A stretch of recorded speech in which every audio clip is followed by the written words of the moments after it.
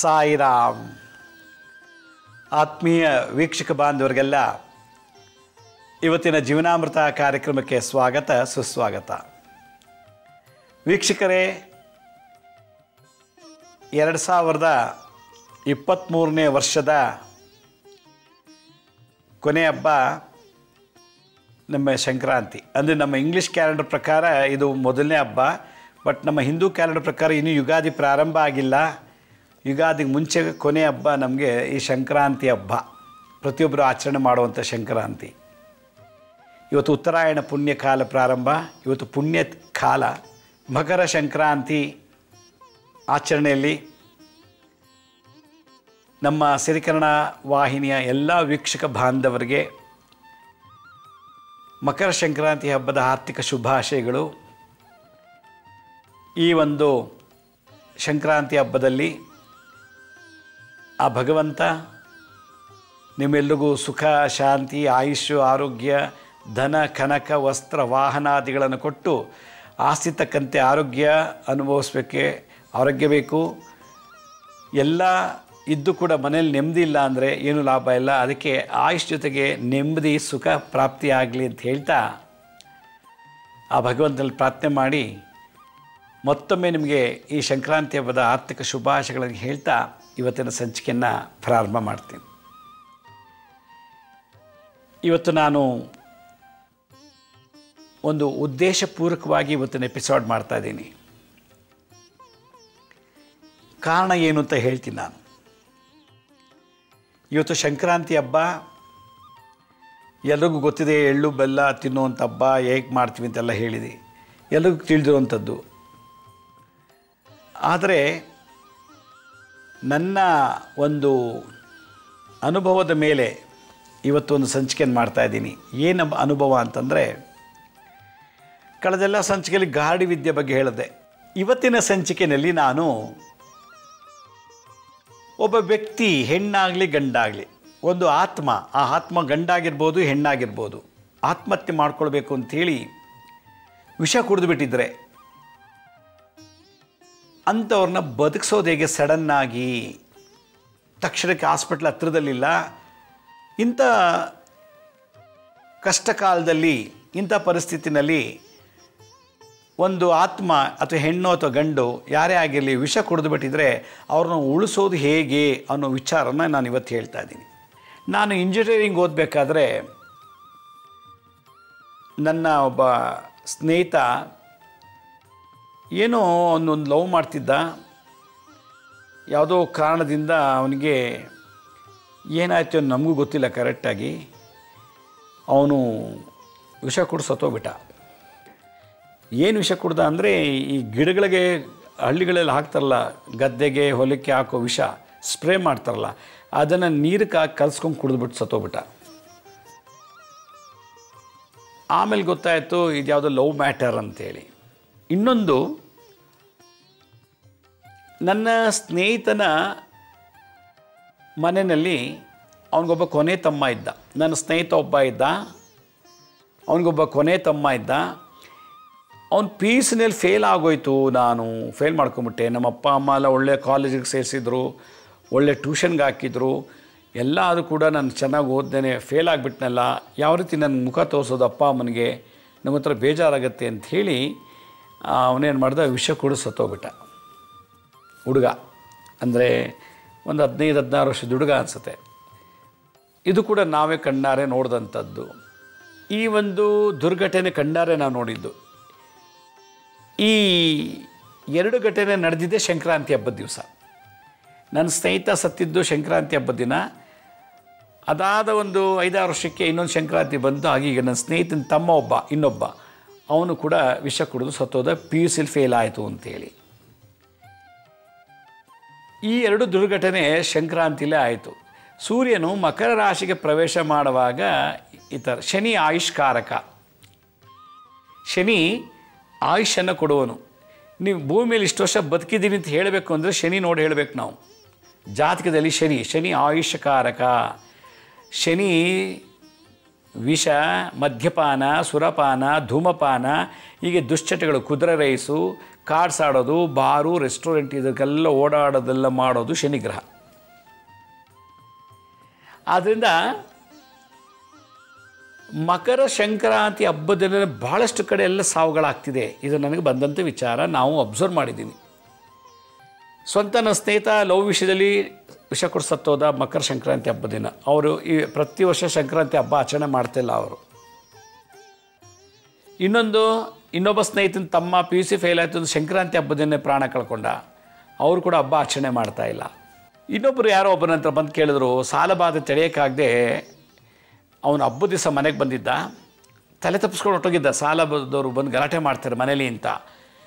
ಹಬ್ಬ ದಿನ ಅಂದ್ಬಿಟ್ಟು ಬಂದು ಸ್ನಾನ ಮಾಡಿ ಒಂದಷ್ಟು ಊಟ, ಹಬ್ಬದ ದಿವಸ ಹೆಂಡತಿ ಮಕ್ಕಳ ಹತ್ರ ಕೂತು ಮಾತಾಡೋಣ ಅಂಥೇಳಿ ಮಾತಾಡ್ತಿದ್ದಾನೆ. ಸಾಲ ಕೊಟ್ಟರು 3-4 ಜನ ಬಂದುಬಿಟ್ರು. ಬಂದು ಬಾಯಿ ಬಂದಾಗ ಬೇಲಿ ಹಬ್ಬದ ದಿವಸನೇ ಹಿಡ್ಕೊಂಡು ಚೆನ್ನಾಗಿ ಹೆಂಡತಿ ಮುಂದೆನೇ ಹೊಡೆದ್ಬಿಟ್ರು. ಅವನಿಗೆ ಕೊಟ್ಟಿದ್ದ ದುಡ್ಡು ವಾಪಸ್ ಕೊಡೋಲ್ಲ, ಬಡ್ಡಿನೂ ಕೊಡೋಲ್ಲ, ಅಸಲು ಕೊಡೋಲ್ಲ. ನೀನು ಸಾಲ ತೊಗೊಳ್ಳೋದು ಹೆಂಗೆ ತೊಗೊಂಡೆ, ಈಗ ಬಡ್ಡಿನೂ ಕಟ್ಟಿಲ್ಲ ಏನಂತೇಳಿ ಅಂಥೇಳಿ, ಏನಿದೆ ಕೊಡೋದು, ಇಲ್ಲೋ ನಮ್ಮ ಮನೆ ಖಾಲಿ ಮಾಡಲ್ಲ, ಇಲ್ಲೇ ಕೂತಿರ್ತೀವಿ, ಇಷ್ಟು ದಿವಸ ತಲೆ ಮರೆಸ್ಕೊಂಡು ಕೂತಿದ್ದೆ, ಇವತ್ತು ಹಬ್ಬ ಅಂತ ಬಂದಿದ್ದೆ ನೀನು ಅಂಥೇಳಿ ರೈಟ್ ಟೈಮಲ್ಲಿ ಬಂದು ಹಿಡ್ದು ಅವನು ಚೆನ್ನಾಗಿ ಹೊಡೆದು ಬಡ್ದು ಮಾಡಿ, ಹೆಂಡತಿ ಮುಂದೆ ಮಕ್ಳ ಮುಂದೆ ಅವಮಾನ ಆಯಿತು, ಮತ್ತು ಕಟ್ಟಕ್ಕೂ ದುಡ್ಡಿಲ್ಲ, ನಾನು ಇದ್ರಂಗೆ ಆಗ್ತದಲ್ಲ ಅಂಥೇಳಿ ಹಬ್ಬದ ದಿನವೇ ಮನೇಲೇ ಸತ್ತೋಗ್ಬಿಟ್ಟ ವಿಷ ಕುಡಿದು. ಏನು ಈ ಹಿಲಿಗಿಡ್ತಾರಲ್ಲ ಔಷಧಿ, ಆ ಸ್ಪ್ರೇ ಮಾಡೋದು ಜಿರಳೆಗಳೆಲ್ಲ, ಅದು ಮನೇಲಿತ್ತಂತೆ, ಅದನ್ನು ತೊಗೊಂಡು ಸತ್ತೋಗ್ಬಿಟ್ಟಿದ್ದಾನೆ. ಅವ್ರು ಹೊಡೆದು ಬಡ್ದು 3 ಅವರ್ಗೆ ಅವ್ನು ಸತ್ತೋಗ್ಬಿಟ್ಟಿದ್ದಾನೆ. ಸಂಕ್ರಾಂತಿ ಹಬ್ಬದ ದಿನ ಅವನು ಸಾವಾಯಿತು. ಹೀಗೆ ಹಬ್ಬಗಳಲ್ಲಿ ಕೆಲವರು ಸಂಕ್ರಾಂತಿ ಹಬ್ಬದ ದಿನ ಸತ್ತೋಗಿದ್ದಾರೆ. ಅದಕ್ಕೆ ಈ ಸಂಕ್ರಾಂತಿ ಹಬ್ಬ ಸುಖಮವೇ ಆಗಿರಬೇಕು. ಯಾರಿಗೂ ಚಿಂತೆ, ಸಾಲ ಬಾಧೆಯಿಂದ ನರಳಿ ವಿಷ ತಗೋಬಾರ್ದು, ರೋಗ ಬಾಧೆಯಿಂದ ನರಳಿ ವಿಷ ತಗೋಬಾರ್ದು, ಅವಮಾನ, ನಿಂದನೆ, ಅಪಮಾನಗಳಿಗೆ ಎದುರಿ ಬೆದರಿ ಔಷಧಿ ತೊಗೊಂಡು ವಿಷ ಕುಡಿದು ಸಾಯೋದಕ್ಕಿಂತ ಬದುಕಿ ಅದನ್ನು ನೀಗಿಸ್ಕೊಂಡು ಹೋಗುವಂಥ ತಾಳ್ಮೆ ಶಕ್ತಿ ಬರಬೇಕು. ಅದಕ್ಕೆ ಈ ಒಂದು ಸಂಕ್ರಾಂತಿ ಎಲ್ಲಿಗೂ ಅಮರವಾಗಿರಲಿ, ಚಿರಂಜೀವಿ ಆಗಲಿ ಅಂತ ನನ್ನ ಬಯಕೆ. ಮನುಷ್ಯ ಈ ಭೂಮಿ ಮೇಲೆ ಉಡೋದೇ ಒಂದು ವಿಶೇಷವಾದಂಥ ಜನ್ಮ ಅಂತ ಹೇಳುತ್ತೆ ಶಾಸ್ತ್ರಗಳಲ್ಲಿ, ಪುರಾಣಗಳಲ್ಲಿ. ಇಂಥ ಜನ್ಮವನ್ನು ನಾವೇ ಹತ್ಯೆ ಮಾಡ್ಕೋಬಾರ್ದು ಅಂತ.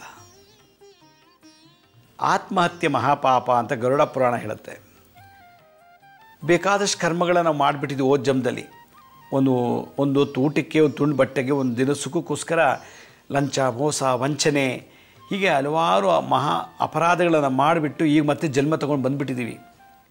ಆ ಓದ್ ಜನ್ಮದ ಪಾಪಗಳನ್ನು ನಾವು ಕಳ್ಕೊಳ್ಳಿಕ್ಕೆ ಬಂದಿರೋದೇ ವಿನಃ ಎಸ್ಕೇಪ್ ಆಗೋಕ್ಕಲ್ಲ. ಅದರಿಂದ ಶಾಸ್ತ್ರ ಏನು ಹೇಳುತ್ತೆ, ಇರೋಷ್ಟು ದಿವಸ ನಿನಗೆ ಭಗವಂತ ಎಷ್ಟು ಆಯುಸ್ ಕೊಟ್ಟಿದ್ದಾನೋ ನಿನ್ನ ಅಕೌಂಟ್ಗೆ, ಅದನ್ನು ಕಂಪ್ಲೀಟ್ ಮಾಡಿ ಪ್ರಾಣ ಬಿಡು. ಒಬ್ಬ ವ್ಯಕ್ತಿ 50 ವರ್ಷಕ್ಕೆ ನೇಣಾಕೋತಾನೆ ಅಂತಂದರೆ ಅವನಿಗೆ 80 ವರ್ಷ ಆಯುಸ್ಸಿರ್ತದೆ.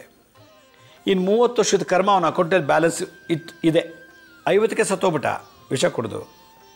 ಒಬ್ಬ ಮನುಷ್ಯನಿಗೆ 80 ವರ್ಷ ಆಯುಸ್ಸಿರುತ್ತೆ ಅಂದರೆ ಇಟ್ಕೊಳ್ಳಿ, 80ರಲ್ಲಿ 50ಕ್ಕೆ ನೇಣಾಕೊಂಬಿಟ್ಟ ಆದರೆ ಇನ್ನು 30 ವರ್ಷ ಉಳಿದಿದೆ. 30 ವರ್ಷದಲ್ಲಿ ಅವ್ನಿಗೆ ಏನೇನು ಯೋಗಗಳಿತ್ತೋ, ಭೋಗಗಳಿತ್ತೋ, ಏನು ಲಕ್ಕಿತ್ತೋ, ಏನು ಕಷ್ಟಗಳಿತ್ತೋ ಅದನ್ನೆಲ್ಲ ಅನುಭವಿಸದೆ ಸತ್ತೋಗ್ಬಿಟ್ಟೆ ಅವನು 50ಕ್ಕೆ. ಆ 30 ವರ್ಷದ ಕರ್ಮಕ್ಕೆ ಮತ್ತೆ ಅವನು ಉಡಬೇಕು ಇನ್ನೆಲ್ಲೋ ಒಂದು ಕಡೆ. ಅದು ಬಲ್ಲಿ 80 ವರ್ಷ ಆರಾಮಾಗಿ ಬದುಕಿ ಅನುಭವಿಸ್ಬಿಡೋಣ, ಕಷ್ಟನ ಸುಖನ, ಏನೋ ಯಾಕೆ ವಿಷ ಕುಡಿಬೇಕು, ಯಾಕೆ ನೇಣಾಕೋಬೇಕು, ಮಾಡಬಾರ್ದು.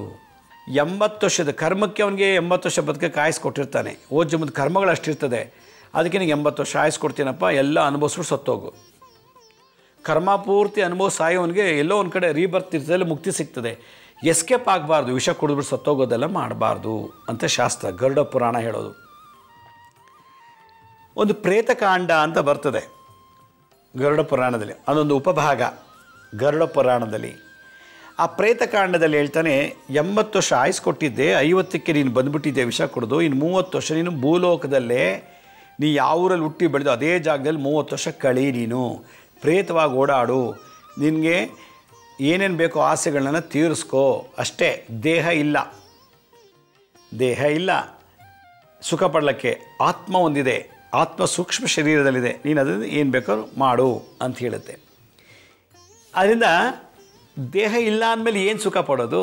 ದೇಹ ಇರಬೇಕು, ಪ್ರತಿಯೊಂದು ಸುಖಕ್ಕೂ ದೇಹ ಬೇಕು. ಅದಕ್ಕೋಸ್ಕರ ದೇಹನೇ ಸಾಯಿಸುವಾಗ ನಾವು ಮಾಡ್ಕೋಬಾರ್ದು ಅಂತ ಪ್ರೇತಕಾಂಡದಲ್ಲಿ ಒತ್ತು ಕೊಟ್ಟು ಹೇಳುತ್ತೆ. ಅದರಿಂದ ಆತ್ಮಹತ್ಯೆ ಮಹಾಪಾಪ. ಆತ್ಮಹತ್ಯೆ ಮಾಡ್ಕೊಂಡವ್ರನ್ನ ಆ ಹೆಣನ ಸುಡಬಾರ್ದು, ಉಳಬಾರ್ದಂತೆ, ದಾರ ಹಾಕಿ ಎಳ್ಕೊಂಡು ಬೀದಿಲಿ ಎಳ್ಕೊಂಡು ಹೋಗ್ಬೇಕಂತೆ. ಆ ಹೆಣನ ಎಳ್ಕೊಂಡು ಹೋಗ್ಬೇಕಂತೆ. ದಹನ ಕ್ರಿಯೆ ಇಲ್ಲ, ಮೃತ್ತಿಕಾ ದಹನ ಇಲ್ಲ, ಮಣ್ಣಲ್ಲಿ ದಹನ ಮಾಡೋ ಇಲ್ಲ. ಅದನ್ನು ಹಂಗೆ ಎಳ್ಕೊಂಡು ಹೋಗಿ ಬಿಟ್ಬಿಡ್ಬೇಕಂತೆ. ಅದು ಪಶು ಪಕ್ಷಿಗಳು ತಿಂದು ತೇಗಬೇಕಂತೆ. ಆ ಥರ ಕೃತ್ಯಕ್ಕೆ ನಾವು ಒಳಗಾಗಬಾರ್ದು ಅಂತ ಭಗವಾನ್ ವಿಷ್ಣು ಗರುಡರಿಗೂ ಉಪದೇಶ ಮಾಡ್ತಾರೆ ಗರುಡ ಪುರಾಣದಲ್ಲಿ.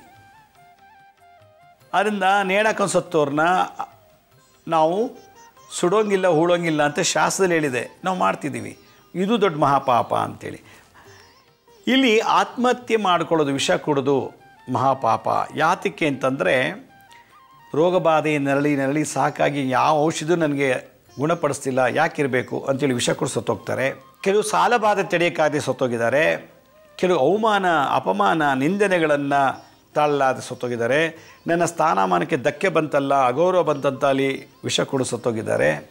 ಕೆಲವು ಬೇಕು ಅಂತಲೇ ವಿಷ ಹಾಕಿ ಸಾಯಿಸಿದ್ದು ಉಂಟು. ಇದೆಲ್ಲಕ್ಕಿಂತ ಹೆಚ್ಚಾಗಿ ಒಬ್ಬ ಮನುಷ್ಯ ಭಾಳ ಸ್ವಾಭಿಮಾನಕ್ಕಿರುವಂಥ ವ್ಯಕ್ತಿ, ಸ್ವಾಭಿಮಾನ. ಕೆಲವು ಮಂಡು ಬಿಡಿ ಮರ್ಯಾದೆ ಬಿಟ್ಟವರು, ಮಾನ ಮರ್ಯಾದೆ ಬಿಟ್ಟವ್ರಿಗೆಲ್ಲ ಯಾವುದಕ್ಕೂ ಬಗ್ಗಲ್ಲ.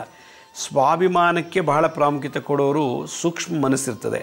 ಅಂಥವ್ರು ಏನೋ ತಪ್ಪು ಮಾಡಿಬಿಟ್ಟು ಅವ್ರಿಗೆ ಕೆಟ್ಟಾಯಿತು ಅಂದಾಗ, ಅಥವಾ ಏನೋ ಒಂದು ನನಗೆ ಅಲ್ಲಸರದ ಆರೋಪ ನನ್ನ ಮೇಲೆ ಬಂತು, ನಾನೇನೂ ಮಾಡಲಿಲ್ಲ, ನನ್ನ ಮೇಲೆ ಈ ಅಪರಾಧ ಬಂತು ಅಂಥೇಳಿ ಆ ಸ್ವಾಭಿಮಾನಕ್ಕೆ ಎದುರಿ ಎಷ್ಟೋ ಜನ ಸ್ಲೀಪಿಂಗ್ ಟ್ಯಾಬ್ಲೆಟ್ಸ್ ತೊಗೊಂಡು ಸತ್ತೋಗ್ಬಿಟ್ಟಿದ್ದಾರೆ.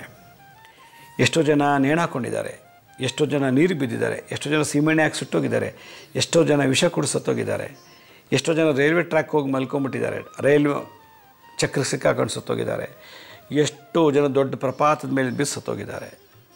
ನೀರಿಗೆ ಬಿದ್ದು ಸತ್ತಿದ್ದಾರೆ. ವೀಕ್ ಮೈಂಡ್ ಇರೋರು ಭಾಳ ಬೇಗ ವಿಷ ಕುಡಿದು ಬಿಡ್ತಾರೆ. Weak mind. ಮಂಡ್ರೆ ಹಂಗಲ್ಲ, ನಾನ್ಯಾಕೆ ಸಾಯಬೇಕು, ನಾನು ಇನ್ನೊಬ್ಬರು ಸಾಯಿಸ್ತೀನಿ ಬೇಕಾರೆ, ನಾನು ಸಾಯಲ್ಲ ಅಂಥವ್ರಿದ್ದಾರೆ. ಈ ವೀಕ್ ಮೈಂಡ್ ಇರೋರು, ಸೆನ್ಸಿಟಿವ್ ಮೈಂಡ್ ಇರೋವಂಥವ್ರು ಮತ್ತು ತುಂಬ ಸೂಕ್ಷ್ಮವಾಗಿ ಬೆಳೆದಿರ್ತಾರೆ. ಅವ್ರಿಗೆ ಯಾವ ನೋವಿರಲ್ಲ, ಯಾವ ಅಪಮಾನ ಇರೋದಿಲ್ಲ. ನಾನು ಕದ್ದಿಲ್ಲ ನಾನು ಕಳ್ಳ ಅಂದ್ಬಿಟ್ರು, ನಾನು ಕೊಲೆ ಮಾಡಿಲ್ಲ ನಾನು ಕೊಲೆಗಾರ ಅಂದರು, ನಾನು ರೇಪ್ ಮಾಡಿಲ್ಲ ರೇಪ್ ಮಾಡಿದ್ದೀನಿ ಅಂತ ಅಂದರು. ಇದೆಲ್ಲ ತಡೆಯೋಕ್ಕಾಗದೆ ವಿಷ ಕುಡಿದು ಬಿಡ್ತಾರೆ. ಈ ಥರದ್ದೆಲ್ಲ ದೋಷಗಳು ಬಂದಾಗ ಏನಾಗುತ್ತೆ ಅಂದರೆ, ಶನಿ ಜಾತಕದಲ್ಲಿ ಉಚ್ಚನಾದಾಗ, ಶನಿ ಪಾಪಗ್ರಹ ಜೊತೆಗಿದ್ದಾಗ ಈ ಥರ ದೋಷಗಳು ಬರ್ತದೆ. ಶನಿ ಉಚ್ಚನಾದಾಗ ಏನೂ ಇರೋದಿಲ್ಲ. ಶನಿ ನೀಚನಾದಾಗ ಪಾಪಗ್ರಹಗಳ ಜೊತೆ ಇದ್ದಾಗ, ಅಥವಾ ಶನಿ ನೀಚನಾದಾಗ ಶತ್ರುಗ್ರಹ ಜೊತೆ ಇದ್ದಾಗ, ಶತ್ರುಕಾಟ ತಡಿಲಾರದೆ ವಿಷ ಕುಡಿಬೇಕು. ಪಾಪಗ್ರಹಗಳ ಜೊತೆ ಇದ್ದಾಗ ವಿಷ ಕುಡಿಬೇಕು ಅಂತ ಗೊತ್ತಾಗುತ್ತೆ. ಶನಿ ಅಲ್ಲಿಗೆ ಅಂತ್ಯ ಮಾಡ್ತಾನೆ ಆತ್ಮವನ್ನು. ಆತ್ಮಹತ್ಯೆ ಮಾಡ್ಕೊಳ್ಳುತ್ತೆ. ಆತ್ಮಕ್ಕೆ ಹತ್ಯೆ ಆಯಿತು. ವಿಷ ಕುಡಿದೋ ಅಥವಾ ಸ್ಲೀಪಿಂಗ್ ಟ್ಯಾಬ್ಲೆಟ್ಸ್ ತೊಗೊಂಡು ಏನೋ ಒಂದು ಮಾಡಿ ಆತ್ಮಹತ್ಯೆ ಆಯಿತು. ಆತ್ಮಹತ್ಯೆ ಅಂದರೆ ಎಂಡ್ ಆಫ್ ದಿ ಲೈಫ್ ಅಂತ. ಅದರಿಂದ ಶನಿ ನೀಚನಾದಾಗ, ಜೊತೆಗೆ ಪಾಪಗ್ರಹ ಜೊತೆ ಇದ್ದಾಗ ಅವನು ಈ ಕೃತ್ಯ ಮಾಡ್ತಾನೆ. ಶನಿ ನೀಚನಾದಾಗ, ಶತ್ರುಗ್ರಹ ಇದ್ದಾಗ, ಶತ್ರುಗಳು ಪರರಿಂದ ಬಂದಂಥ ನಿಂದನೆ ಅಪಮಾನಗಳು ತಡೆಯೋಕ್ಕಾಗದೆ ಸ್ಥಾನಮಾನಕ್ಕೆ ಧಕ್ಕೆಗೆ ಎದುರಿ ಅವನು ವಿಷ ಕುಡಿತಾನೆ ಅಂತ ಹೇಳ್ತಾರೆ. ಅದರಿಂದ ಶನಿ ವಕ್ರನಾದಾಗಲೂ ನೀಚನಾದಾಗಲೂ ಪಾಪಗ್ರಹ ಮತ್ತು ಶತ್ರುಗ್ರಹ ಜೊತೆ ಇದ್ದಾಗ ಈ ಥರ ಸಂಭವಗಳಾಗತ್ತೆ. ಅದಕ್ಕೋಸ್ಕರ ಆತ್ಮಹತ್ಯೆ ಬರುತ್ತೆ ಅಂತ ಶಾಸ್ತ್ರ ಹೇಳ್ತದೆ. ಅಲ್ಲಿಗೆ ಈ ಒಂದು ದೋಷದಲ್ಲಿ ಮುಕ್ತರಾಗಬೇಕು ಅಂತಲೇ ನಮ್ಮ ದಶಾಭಕ್ತಿ ನೋಡಬೇಕು. ಯಾವಾಗ ಶನಿ ನೀಚನಾಗಿ ಪಾಪಗ್ರಹ ಜೊತೆ ಶತ್ರುಗ್ರಹ ಜೊತೆ ಇದ್ದಾಗ ಈ ಥರ ಮನಸ್ಸು ನಾನು ನೇಣು ಹಾಕ್ಕೋಬೇಕು, ನಾನು ವಿಷ ಕುಡಿಬೇಕು, ನಾನು ಸಾಯಬೇಕು ಅಂತ 10 ಸಲ ಹೇಳ್ತಿರ್ತಾರೆ ಮನೇಲಿ. ಆ ಥರ ದೋಷ ಬಂದಾಗ ಏನು ಪರಿಹಾರ ಮಾಡ್ಕೋಬೇಕು? ಯಾರಾದರೂ ಮನೆಯಲ್ಲಿ ವಿಷ ಕುಡಿದ್ಬಿಟ್ರೆ, ಯಾವುದೋ ರೀಸನ್ ಇರ್ಬೋದು, ಸಾಲಬಾಧೆ, ರೋಗಬಾಧೆ, ಏನೋ ಒಂದು ರೀಸನ್ ಬೇಕು ಅವ್ರಿಗೆ ವಿಷ ತೊಗೊಳಕ್ಕೆ, ವಿಷ ಕುಡಿದ್ಬಿಟ್ರೆ ಅಥವಾ ಯಾರೋ ಊಟದಲ್ಲಿ ವಿಷ ಕೊಟ್ಬಿಟ್ಟಿದ್ರೆ ತಕ್ಷಣ ಏನು ಮಾಡಬೇಕು ನೀವು? ಅವರಿಗೆ ತಾತ್ಕಾಲಿಕ ಪರಿಹಾರ ಮಾಡಬೇಕು ಅಂಥೇಳಿ, ಟೆಂಪ್ರವರಿ ಟ್ರೀಟ್ಮೆಂಟ್ ಅಂತ. ಏನು ಮಾಡಬೇಕು? ವಿಷ ಕುಡಿಯೋಕ್ಕೆ ಮುಂಚೆ ಅವ್ರ ಮನಸ್ಸಲ್ಲಿ ತುಂಬ ಡಿಸೈಡ್ ಮಾಡಿರ್ತಾರೆ, ಗೊಂದಲಗಳು ಮನಸ್ಸಲ್ಲಿ, ದ್ವಂದ್ವ ಮತ್ತು ಗೊಂದಲ. ದ್ವಂದ್ವ ಅಂದ್ರೇನು? ನಾನು ಯಾಕಿರಬೇಕು ಇಂಥ ಪ್ರಪಂಚದಲ್ಲಿ, ನಾನು ಇರಬಾರ್ದು, ನನ್ನಿಂದ ಏನು ಲಾಭ ಇಲ್ಲ, ನನ್ನಿಂದ ಏನು ಪ್ರಯೋಜನ ಇಲ್ಲ ಅಂತ, ಇದು ದ್ವಂದ್ವ. ಗೊಂದಲ ಏನು? ಅಯ್ಯೋ ಸಾಲ ಹೆಂಗಪ್ಪ ತೀರ್ಸೋದು, ಅಯ್ಯೋ ಎಷ್ಟು ಔಷಧಿ ತೊಗೊಂಡ್ರು ಈ ಕಾಯಿಲೆ ಹೋಗ್ಲಿಲ್ವಲ್ಲ, ಅಯ್ಯೋ ಹಿಂಗೆ ಮಾಡಿಬಿಟ್ಟಲ್ಲ, ನಾನೇನು ತಪ್ಪು ಮಾಡಿಲ್ಲ ಅಂದರೂ ನನಗೆ ಈ ಥರ ಸ್ಥಾನಮಾನಕ್ಕೆ ಧಕ್ಕೆ ಬಂತಲ್ಲ, ನನ್ನ ಮರ್ಯಾದೆ ಹೊಟ್ಟೈತಲ್ಲ, ಎಷ್ಟು ಶ್ರದ್ಧಾ ಭಕ್ತಿ ನಿಷ್ಠೆಯಿಂದ ಬದುಕ್ತಾ ಇದೆ, ಇದರಿಂದ ನನ್ನ ಮರ್ಯಾದೆ ಹೊಟ್ಟೈತಲ್ಲ ಅಂತ ಗೊಂದಲ. ಈ ದ್ವಂದ್ವ ಗೊಂದಲ ಎರಡೂ ಸೇರಿಕೊಂಡಾಗ ಏನಾಗುತ್ತೆ, ಶನಿ ರಾಹು ರಾಹು ಸಂದೇಹ ಗೊಂದಲ ಕೊಡ್ತಾನೆ. ರಾಹುದೇನು ಮೈಂಡ್ ನೇಚರು ಗೊಂದಲ, ಡೌಟು, ಸಂಶಯ, ದ್ವಂದ್ವ. ಶನಿ ರಾಹುಗಳಲ್ಲಿ ರಾಹು ಮತ್ತು ಶನಿ ಶುರುವಾಗ್ಬಿಡ್ತದೆ. ಈಗ ಇವೆರಡು ಶನಿ ಮತ್ತು ರಾಹುಗಳಿಂದ ಬಂದಾಗ ಅವನೇನು ಮಾಡ್ತಾನೆ, ಕೊನೆ ಡಿಸೈಡ್ ಮಾಡಿಬಿಡ್ತಾನೆ, ನನ್ನ ಮನಸ್ಸು, ದೇಹ, ಆತ್ಮ. ಅವನಿಗೆ ಮನಸ್ಸಲ್ಲಿದೆ ಗೊತ್ತಿಲ್ಲ, ಆತ್ಮನೂ ಗೊತ್ತಿಲ್ಲ, ದೇಹ ನಾನು ಸತ್ತರೆ ಒಳ್ಳೆಯದು, ಎಲ್ರಿಗೂ ಒಳ್ಳೆಯದು, ನನ್ನಿಂದ ತಾನಿಗೆಲ್ಲ ಆಗ್ತಿರೋದು ಅಂದ್ಬಿಟ್ಟು ಏನು ಮಾಡ್ತಾನೆ, ಅವನು ವಿಷ ಕುಡಿದು ಬಿಡ್ತಾನೆ. ಆ ವಿಷ ಕುಡಿದಾಗ ಅದು ಕೇವಲ 48 ನಿಮಿಷಗಳ ಕಾಲ ಅವನ ದೇಹದಲ್ಲಿ ಇರುವುದಿಲ್ಲ. 48 ನಿಮಿಷ ಆದ ತಕ್ಷಣವೇ ಅವನಿಗೆ ಅದು ಆವರಿಸ್ಕೊಂಡು ಸಾವು ಬರ್ಬೋದು. ಅಕಸ್ಮಾತ್ ನಾವು ಬದುಕಿಸಿದ್ರೆ ಬದುಕೋಬೋದು. 48 ನಿಮಿಷ ಇಸ್ಕೊಟ್ಟು ಒಂದು ಮುಹೂರ್ತಗಳ ಕಾಲ ಅವನ ಸಂರಕ್ಷಣೆ ಮಾಡ್ಕೋಬೋದು. ಅವನೇ ಕುಡಿದ್ಬಿಟ್ಟಿದ್ದೀನಿ, ನಾನು ಕಾಪಾಡಿ ಅನ್ಬೋದು, ಅಯ್ಯೋ ನಾವು ಕುಡಿದ್ಬಿಟ್ಟಿದ್ದೀನಿ, ನಾನು ಕರ್ಕೊಂಡೋಗಿ ಅಂತ ಹೇಳ್ಬೋದು. 48 ನಿಮಿಷ ದಾಟಿದ ಮೇಲೆ ಅವನಿಗೆ ಸಾವು ಹತ್ರ ಬಂತು ಅಂತೇಳಿ. ಅದಕ್ಕೆ ಯಾರಾದರೂ ವಿಷ ಕುಡಿದ ತಕ್ಷಣ, ನಿಮಗೆ ವಿಷ ಕುಡಿದಿದ್ದಾರೆ ಅಂತ ಗೊತ್ತಾದ ತಕ್ಷಣ ಅವ್ರನ್ನ ಬದುಕಿಸ್ಬೇಕು ಅನ್ನೋದಾದರೆ ಒಂದು ಮಂತ್ರ ಇದೆ. ಈ ಗಾರಡಿ ವಿದ್ಯೆಯಲ್ಲಿ ಒಂದು ಮಂತ್ರ ಹೇಳ್ತಾರೆ, ವಿಷ ಕುಡಿದಂಥವನ್ನೂ ಬದುಕಿಸ್ಬೋದು ಅಂತೇಳಿ. ಬಾಡಿ, ಮೈಂಡ್, ಸೋಲು ಮೂರಕ್ಕೂ ಓಂಕಾರದಲ್ಲಿ ಎನರ್ಜೈಸ್ ಮಾಡಬೇಕು. ಬಾಡಿನೂ ಬಿಸಿ ಆಗಬೇಕು, ಆತ್ಮನೂ ಬಿಸಿ ಆಗಬೇಕು, ಮನಸ್ಸು ಬಿಸಿ ಆಗಬೇಕು. ಆತ್ಮ, ಮನಸ್ಸು, ದೇಹ. ಅದಕ್ಕೆ 3 ಸಲ ಓಂಕಾರ, ಓಂ ಓಂ ಓಂ ಅಂತ. ಹಂಸಹ ಅನ್ನೋದು ನಮ್ಮ ಆತ್ಮದಲ್ಲಿ ಬರುವಂಥ ಒಂದು ಉಸಿರಾಟದ ಬೀಜ ಮಂತ್ರ, ಹಂಸಹ. ಅದರಿಂದ ಹಮ್ ಅನ್ನೋ ಅಕ್ಷರ ನಮ್ಮ ವಿಷ ಕುಡಿದಂಥ ಪದಾರ್ಥವನ್ನು ಶರೀರಕ್ಕೆ ಏರಕ್ಕೆ ಬಿಡೋದಿಲ್ಲ, ಎಲ್ಲ ಭಾಗಕ್ಕೂ, ಹಾರ್ಟು, ಲಂಗ್ಸ್ಗೆಲ್ಲ ಅರಿಗೆ ಬಿಡೋದಂತೆ. ಅದರಿಂದ 4 ಸಲ ಹಮ್ ಹಮ್ ಹಮ್ ಹಮ್ ಅಂತ ಹೇಳಿಸ್ಬೇಕು ಅವನ ಬಾಯಲ್ಲಿ, ಆಯಿತಾ. ಇದು ಶನಿಗೆ ಶಾಂತಿ. ಇದು ರಾಹುಗೆ 4 ಬಾರಿ ಸಾಮ್ ಸಾಮ್ ಸಾಮ್ ಸಾಮ್ ಅಂತ ಈ 3 ಬೀಜಾಕ್ಷರಗಳಿಂದ ಅವನ ಬಾಯಿ ಬರೆಸ್ಬೇಕು. ಆಗ ಅವನು ಸ್ವಲ್ಪ ಮಟ್ಟಿಗೆ ಉಳ್ಕೋತಾನೆ ಅಂತ. ವಾಂತಿಯಾಗಿ ವಿಷ ಏರೋದಿಲ್ಲ, ಎಲ್ಲ ಈಚೆ ಬರುತ್ತೆ ಅಂತೇಳಿ. ಓಂ ಓಂ ಓಂ ಹಂ ಹಂ ಹಂ ಹಂ ಸಾಂ ಸಾಂ ಸಾಂ ಸಾಂ. ಓಂ ಓಂ ಓಂ ಹಂ ಹಂ ಹಂ ಹಂ ಸಾಂ ಸಾಂ ಸಾಂ ಸಾಂ.